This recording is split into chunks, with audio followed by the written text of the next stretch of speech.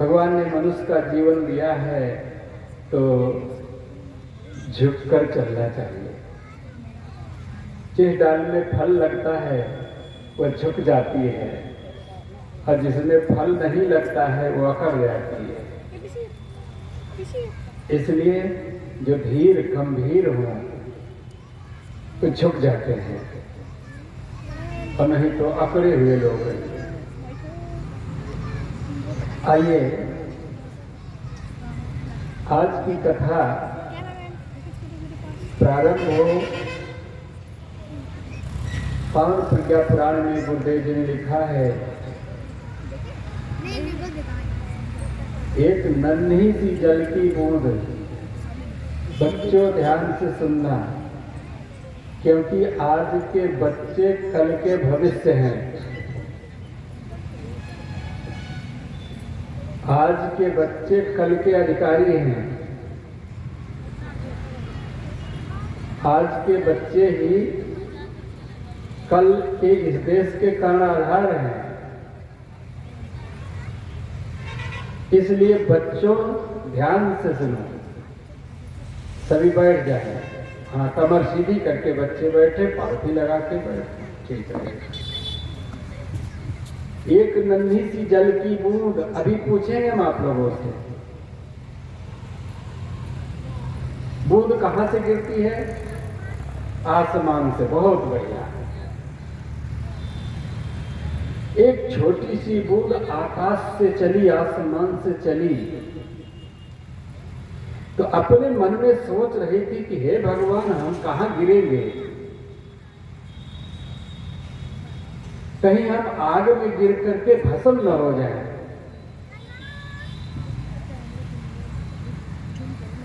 कहीं हम केले के पेड़ में गिर करके कपूर न बन जाए। कहीं हम सीप के मुंह में पड़ करके मोती न बन जाए। कहीं हम सांप के मुंह में पड़ करके जहर न बन जाए।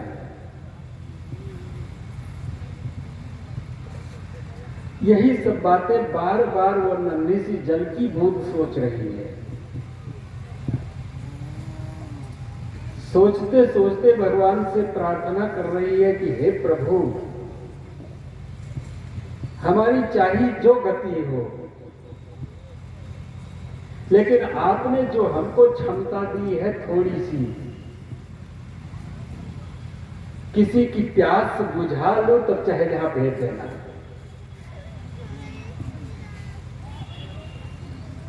बूंद के अंदर भी क्या क्षमता होती है बच्चों? किसी की प्यास बुझा देती है। परमात्मा से प्रार्थना कर रही हो नन्ही सी बूंद कि मैं किसी की प्यास बुझा लूं, तो हमारा बूंद बनना सार्थक हो जाए। इन बच्चों को समझाओ, इनको पीछे बैठाओ।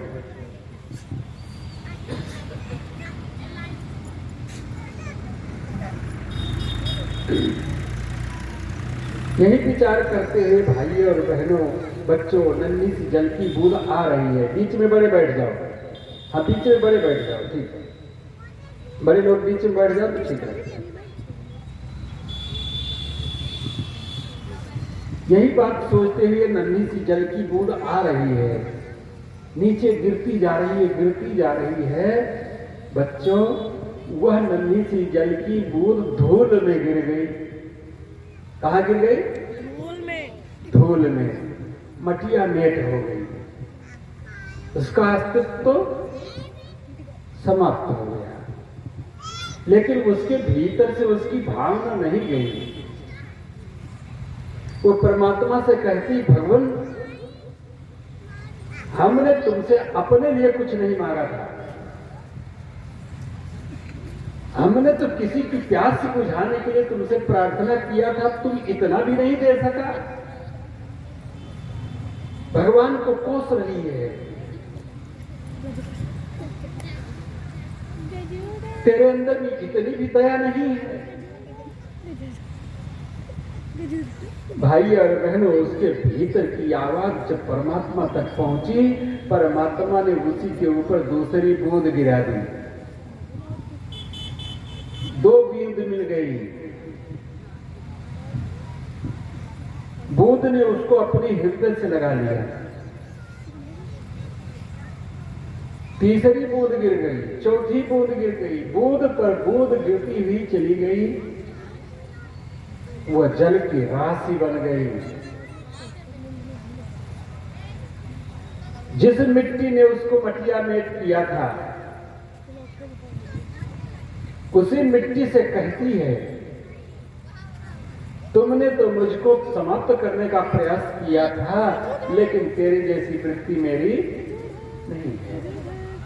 आ जा, तू मेरे हृदय से लग जा। उसी मिट्टी को घोल करके, मोड़ करके, तोड़ करके, मरोड़ करके अपने से लगा लिया।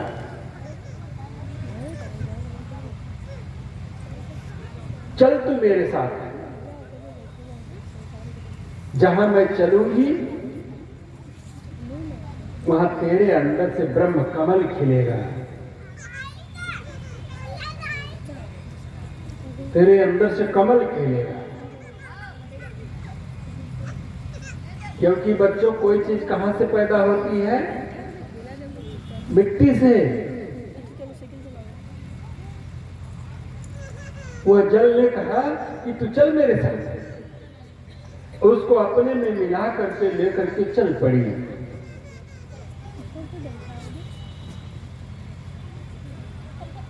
रास्ते में नाले में मिल गई, नाला जिसमें गंदगी बह रही थी। आप तो प्यास बुझाने जा रही है, तुझको इतना गंदा कर देंगे कि तुमको पीने वाला कोई नहीं मिलेगा। यह संसार दुनिया को गंदा कर देता है।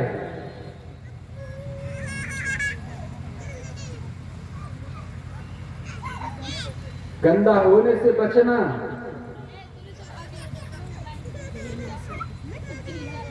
कहा तू भी आजा, मेरे से मिल जा।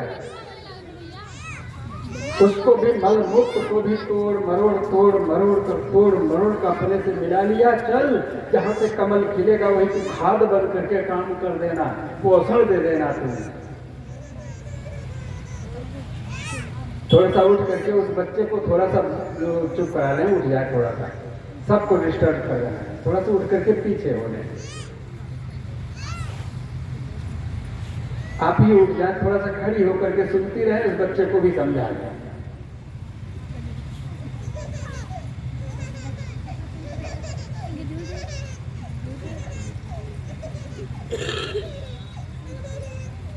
हाँ, बस वही पीछे कुर्सी पर लेके बैठ जाए, कोई बात नहीं।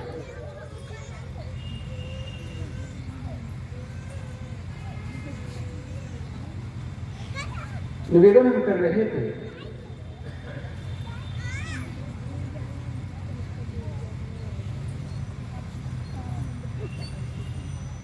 उसने कहा तू वहां चल करके पोषण दे देना, खाद का काम कर देना।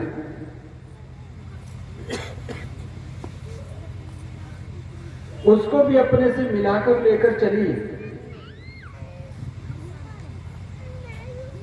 नाले में पहुंच गई, बड़े खरपतवार थे, रोकने लगे। कहा खरपतवार, अब तुम मेरे वेग को रोकने की क्षमता तुम्हारे अंदर में नहीं है, चलना तो मेरे साथ चलना, किनारे हटो। सारे खरपतवारों को किनारे हटा दिया। जितने भी रास्ते की विघ्न बाधाएं थी उनको किनारे हटाती हुई नन्ही सी जल की बूंद आगे बढ़ी।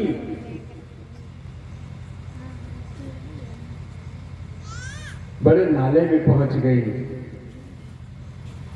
वेग उसका तेज हो गया, पावर उसकी बढ़ गई, ताकत उसकी बढ़ गई।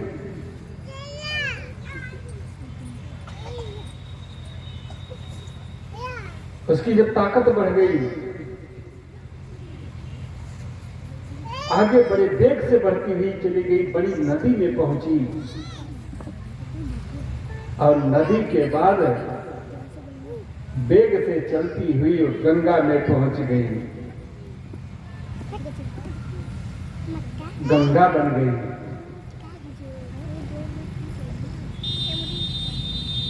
जब वो गंगा बन गई, अमृत बन गई। गंगा तेरा पानी अमृत, झरझर बहता, अमृत बन गई। गायत्री अमृत है। गायत्री का स्वरूप धारण कर लिया उसने। गायत्री का अर्थ होता है संसार के प्राणियों के प्राण की रक्षा करना।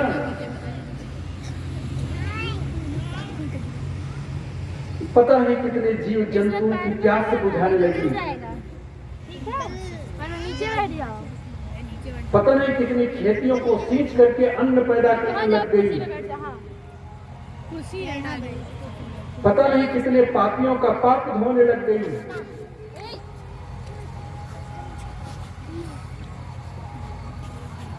पता नहीं कितने लोगों का उद्धार करने लग गई। साधु संत महात्मा, गृहस्थ सदगृहस्थ, सब उसमें जाकर डुबकियां लगा करके अपने जीवन को धन्य बनाने लग गए। फिर भी उतने से उसको संतुष्टि नहीं मिली, क्योंकि उसके अंदर में पावर आ चुकी थी, ताकत आ चुकी थी। आगे बढ़ती चली गई। प्रयागराज से होते हुए, सुल्तानगंज से होते हुए समुद्र के अंदर पहुंच गई। और जब समुद्र के अंदर में पहुंची वो नन्ही सी जल की बूंद, बच्चों, वह समुद्र बन गई। क्या बन गई? समुद्र बन गई। समुद्र की गहराई नापने वाला आज तक कोई नहीं मिला, कितना गहरा है। वो नन्ही सी जल की बूंद कितनी गहरी हो गई। ये छोटे छोटे बच्चे जब अपने जीवन के कलमश कसाए को दुर्गुण को धुलते हुए आगे बढ़ते हुए चले जाएंगे, महामानव देव मानव बनते हुए चले जाएंगे। गायत्री रूपी अमृत को अपने जीवन में उतारकर अथाह बन जाएंगे, ज्ञान के समुद्र बन जाएंगे, ज्ञान के सागर बन जाएंगे। और उस सत्संग के सागर में जो नहाएगा उसका जीवन धन्य हो जाएगा।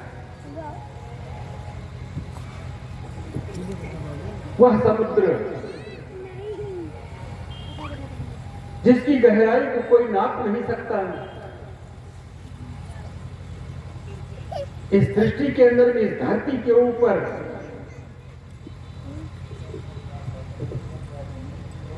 तमाम कष्ट मुसीबतें आ गई। इनकी समस्या का समाधान कैसे हो? देवी देवता इकट्ठा होकर के विचार किए, ऋषि मनीषी इकट्ठा हुए, गुरु वशिष्ठ पूजांति माँ, कपिल मुनि, श्रीमती माँ, श्रृंगी ऋषि शांति माँ, मृत्युषि मनसुनी माँ, मार्कंडेय ऋषि, मूर्धन्य रजत माँ, गौतम ऋषि, अहिल्या माँ, चौन ऋषि, सुकन्या माँ, कश्यप ऋषि, तदित्याद माँ, इंद्र से सृष्टि माँ, जमदल से रेणुका माँ, भृगुषि, ख्याति माँ, कर्दम ऋषि, देवहूति, श्रुति माँ, पुलस्री, प्रगति माँ, पुनर क्षमा माँ, अगस्त मुनि, लोपामुद्रा माँ, अत्रि मुनि, सती प्रिया माँ, श्री राम ऋषि, भगवती माँ, ऐसे अस्तर की ऋषि आत्माएं इकट्ठा हुई।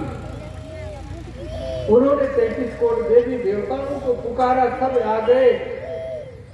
अग्नि देवता, भातो देवता, सूर्यो देवता, चंद्रमा देवता, भसवो देवता, रुद्रा देवता, आदित्य देवता, मरुतो देवता, विश्व देवा देवता, बृहस्पति देव, केंद्रो देवता, परवो देवता, 33 करोड़ देवी देवता भी इकट्ठा हो गए। ऋषि मनीषी और देवी देवता मिलकर के विचार करने लगे, इस संसार की समस्या को कैसे दूर किया जाए, कैसे लोगों को धनवान बनाया जाए, धन संपत्ति से युक्त बनाया जाए, कैसे लोगों को ज्ञानवान बनाया जाए, कैसे लोगों को महान बनाया जाए। इन विषयों पर विचार विमर्श होने लगा। विचार विमर्श होने के बाद भाई और बहनों जो समाधान निकला कि समुद्र का मंथन किया जाए, समुद्र को मथा जाए। समुद्र मंथन से इसके अंदर से रत्न निकलेगा, इसके अंदर से संपदा निकलेगी, इसके अंदर से शक्ति निकलेगी। कैसे मथा जाए ये विचार होने लगा भाई और बहनों। कहा ये तो बहुत बड़ा काम है, विशाल काम है, बड़े ताकत की जरूरत पड़ेगी। कहीं ताकत तो असुरों के पास है। ताकत किसके पास है? असुरों के पास है। क्यों ना उनको भी मिला लिया जाए। अच्छे लोग हमेशा खराब लोगों को भी अपने साथ लेके चलते हैं, कहीं उनका भी उपयोग होता है। देवी देवताओं ने कहा असुरों को भी मिला लिया जाए। असुरों की गोष्ठी बुलाई गई।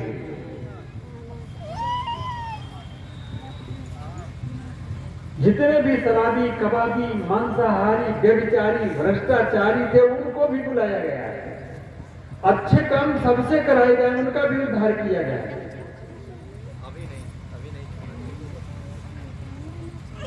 सत्संग अच्छे लोग तो खुद स्वयं सत्संगी है। सत्संग तो उनके लिए है जो बेचारे कुसंग में फंस गए। उनका भी उद्धार कैसे किया जाए, उनका भी कल्याण कैसे किया जाए।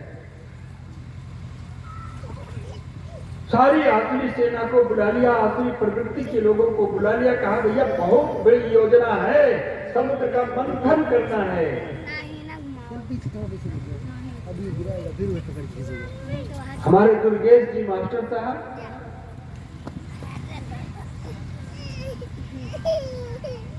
हमारे देवा जी और कई कार्यकर्ता यहाँ पर बैठे हुए हैं। इन लोगों का प्लान है, जब चारों तरफ आसुरी प्रवृत्तियां चारों तरफ व्याप्त हो,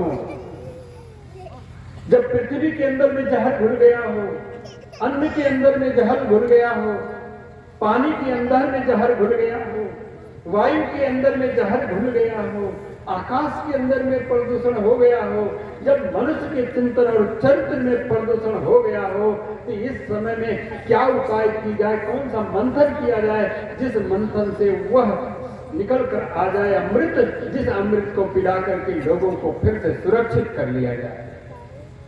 दूध दही के मंथन से नवनीत विवेक जन पाते हैं, नवनीत विवेक जन पाते हैं। योगी जन प्राणों को मत कर, योगी जन प्राणों को मत कर, कुंडलनी शक्ति जगा। योगी जन प्राणों को मत कर, कुंडलनी शक्ति जगा। योगी जन प्राणों को मत कर, कुंडलनी शक्ति जगाते हैं। करते हैं अग्नि मंथन तो अग्नि प्रगट हो जाती है, अग्नि प्रगट हो जाती है, अग्नि प्रगट हो जाती है। जब चिंतन का मंथन चलता, जब चिंतन का मंथन चलता, तब बात समझ में आती है। जब चिंतन का मंथन चलता, सागर मंथन जब हुआ, निकले रत्न अनेक, निकले रत्न अनेक। मंथन कर सुविचार का, मंथन कर सुविचार का, जागृत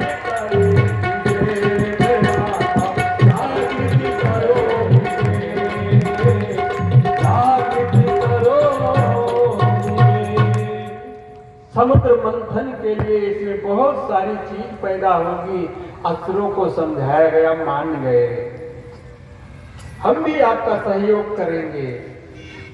जब कोई अच्छे रास्ते पर कदम बढ़ाता है तो उसका साथ देने वालों की इस दुनिया में कमी नहीं रहती है, कमी नहीं रहती है। साथ देने वाले असुर भी हो गए। कैसे मंथन किया जाए? इसके लिए पहाड़ की जरूरत पड़ेगी। रस्सी किसको बनाया जाए? बासुकी नाग की जरूरत पड़ेगी। रस्सी बनाए, पहाड़ को मथानी बनाए।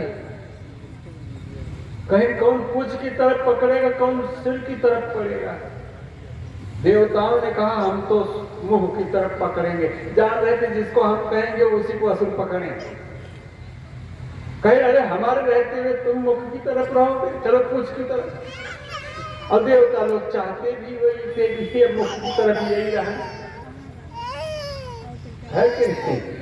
असुर लोग मुख की तरफ बासुकी नाग के हो गए, देवता लोग पूंछ की तरफ लगे रहे मंथन करने। मंथन करने में भाई और बहनों 14 रत्न निकले। 14 रत्नों में लक्ष्मी निकली। आज लक्ष्मी को सब चाहते हैं, पूजा पाठ सब करते हैं, अगरबत्ती सब जलाते हैं, लेकिन वहां से निकल करके लक्ष्मी सबके हृदय में बैठी, उनको कोई नहीं चाहता। लक्ष्मी कहाँ है? हृदय में है, विष्णु के साथ है, पति के साथ है। लक्ष्मी समुद्र मंथन से निकली। अमृत कहां से निकला? समुद्र मंथन से निकला, वहीं से निकली। ऐरावत वहीं से, शंख गजरा सब निकले वहीं। बड़ी संपदा उसमें से निकली, दुनिया सुखी हो गई। परम पूज्य गुरुदेव जी ने कहा वो एक नन्ही सी जल की बूंद असहाय बेचारी आकाश से चली थी, समुद्र में पहुंचकर समुद्र बन करके दुनिया की रत्नों की खान थी। किसको पता था नन्ही सी जल की बूंद के अंदर में खजाना भरा पड़ा है? किसको पता है? भाई और बहनों, बच्चों, उसी प्रकार से जैसे सबसे छोटी सी नन्ही सी जल की बूंद समुद्र बन गई, उसी प्रकार से हमारे आपके अंदर में सबसे छोटा अगर कोई है तो उसका नाम जीव है। अगर हमारे अंदर के जीव के अंदर की वृत्ति बन जाए कि इसके अंदर जो परमात्मा का स्वरूप है, लोकहित करेगा, संसार का कल्याण करेगा, संसार के उद्धार के लिए, संसार को अच्छा बनाने के लिए ये जीव हमेशा कार्य करता चलेगा, करता रहेगा। ये वृत्ति उसके अंदर में अगर आ गई तो उसके छोटे से पन से, नन्ही सी जल की बूंद से नन्हे नाले में जाकर मलमूत्र अर्थात जितनी भी बुराइयां हैं उसके जीवन में आती जाएंगी और छटती हुई चली जाएंगी।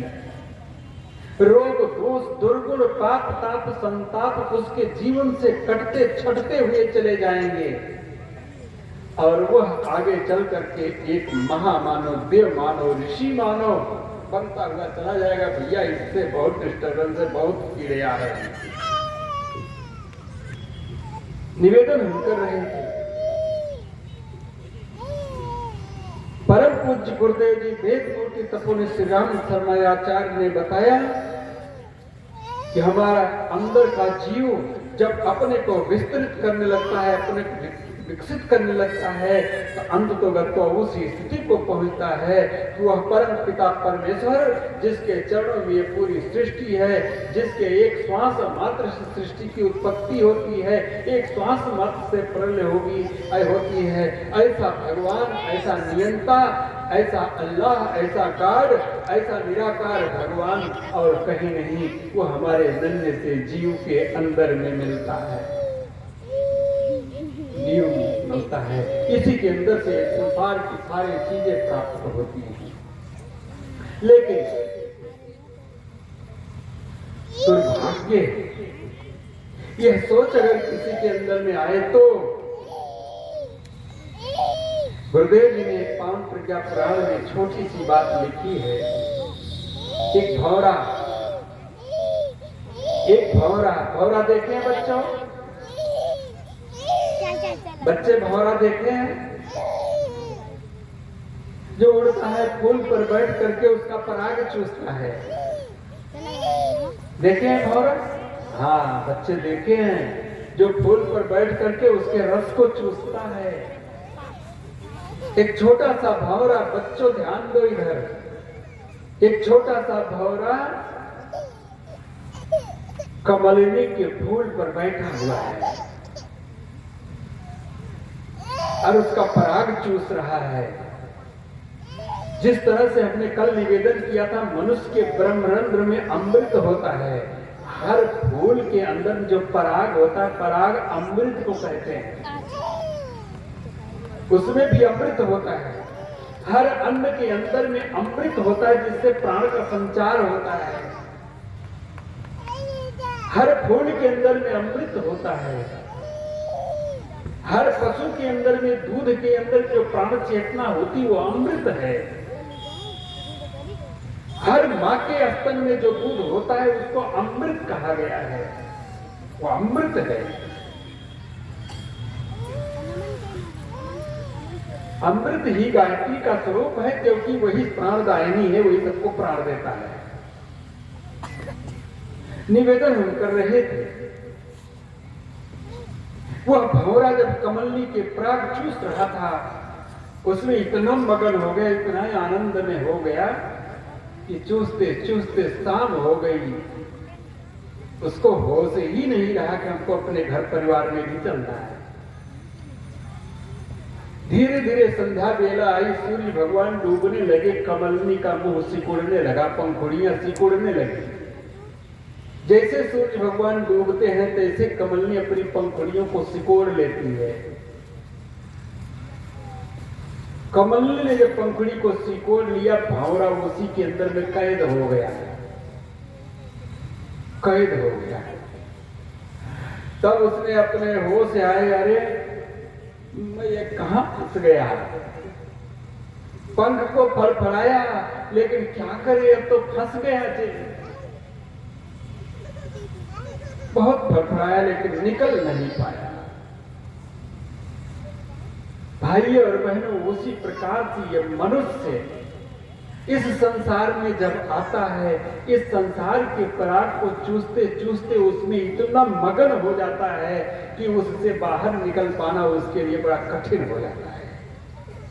चाहते हुए भी कई लोग चाह रहे हैं कि सत्संग में हम चलें, कथा में हम चलें, लेकिन दुकान कैसे बंद कर दे, भाई कोई ग्राहक आ गया तो बिक जाएगा, 2-4 रुपए का फायदा हो जाएगा।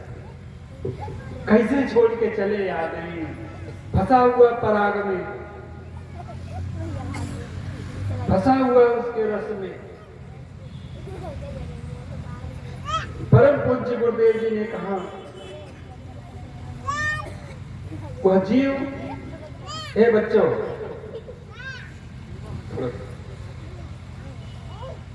लड़की पीछे चला जाओ, ले जाओ। इनके बीच में बड़े लोग बैठ ले तो ठीक रहता है भैया। बड़े लोग आगे बैठे और आगे हाँ, बड़े लोग पीछे बैठ जाते हैं।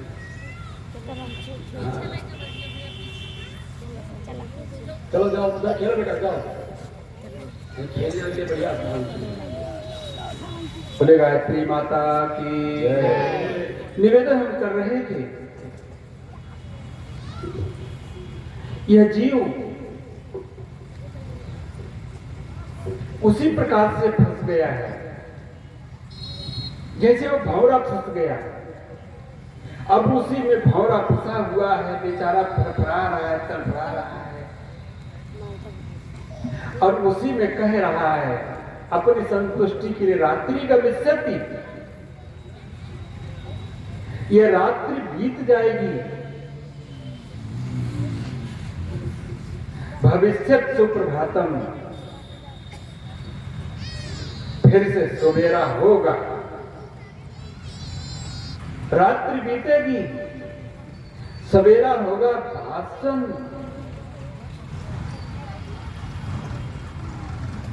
उदस्यति, ये सूर्य निकलेगा, हंसस पंकजाली, ये कमली मुस्कुराएगी। जैसे ये मुस्कुराएगी, अपनी पंखुड़ियां खोलेगी, तैसे मैं पंख फड़फड़ाऊंगा और उड़ जाऊंगा। लेकिन हाँ हल्की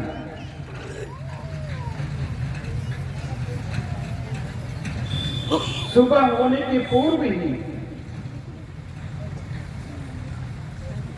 हथिनी पहुंच गई और पहुंच करके उसने अपने सूंड से कमलनी को उखाड़ा और उखाड़ करके अपने पेट में डाल दिया।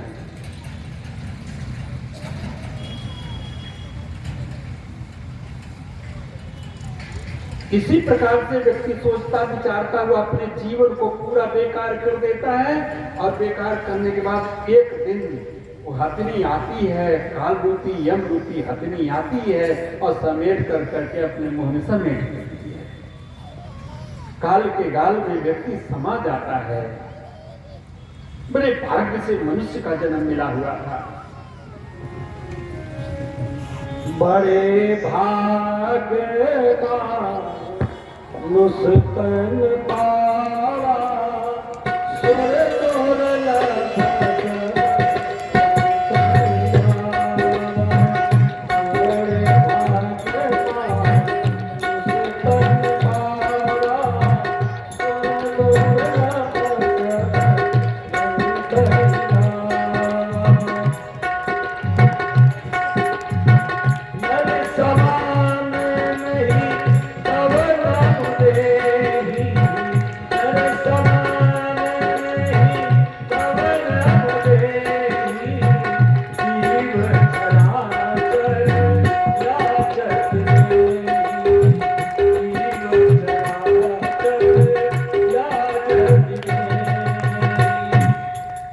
परमात्मा ने बड़ी असीम कृपा की थी।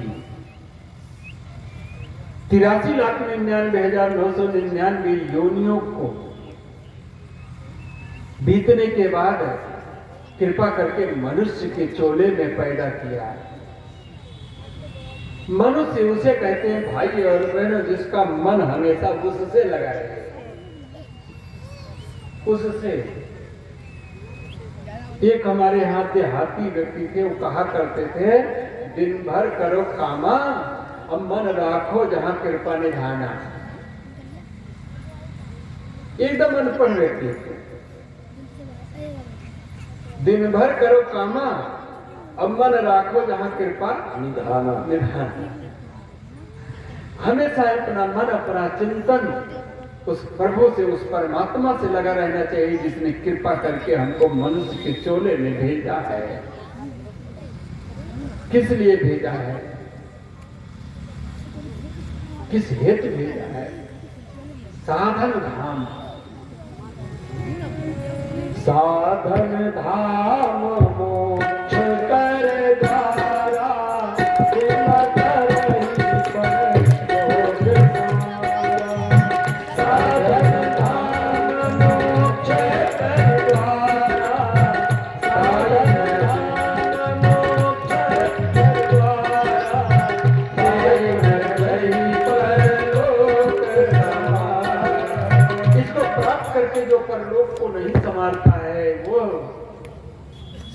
ध्वनि पछता है।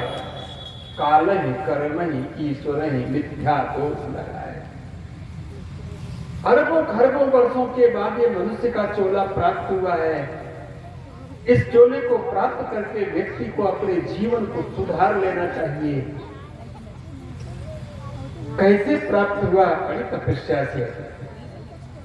आइए प्रज्ञा पुराण में गुरुदेव जी बहुत बढ़िया कथा कह रहे हैं, कैसे उत्पत्ति हुई। कहा ब्रह्मा जी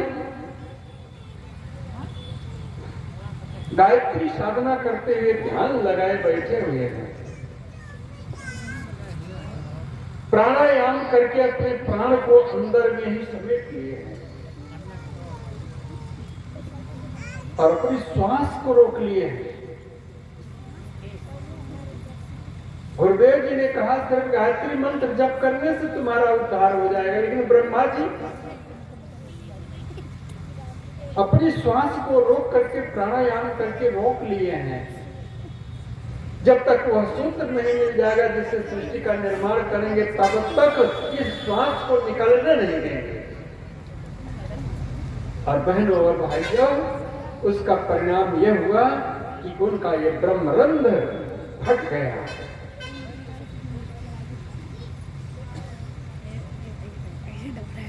दो भागों में हो गया।